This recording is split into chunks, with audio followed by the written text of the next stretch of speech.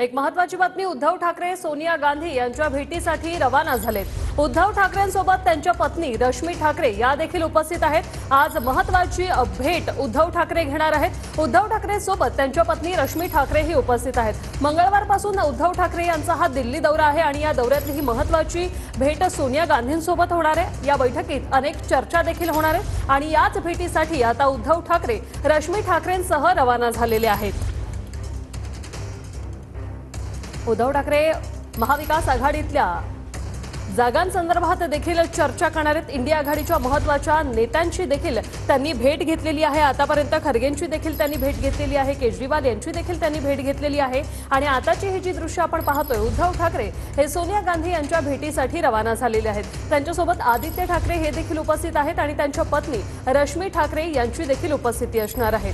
महाराष्ट्रातल्या राजकारणासंदर्भात देखील सोनिया गांधी यांच्यासोबत चर्चा होणार आहे। त्याचप्रमाणे अनेक महत्त्वाचे विषय देखील चर्चिले जाणार आहेत। आगामी विधानसभा निवडणुकांच्या पार्श्वभूमीवर महत्त्वाची ही भेट समजली जाते, कारण हा उद्धव ठाकरे यांचा दिल्ली दौरा हा 3 दिवसांचा आहे।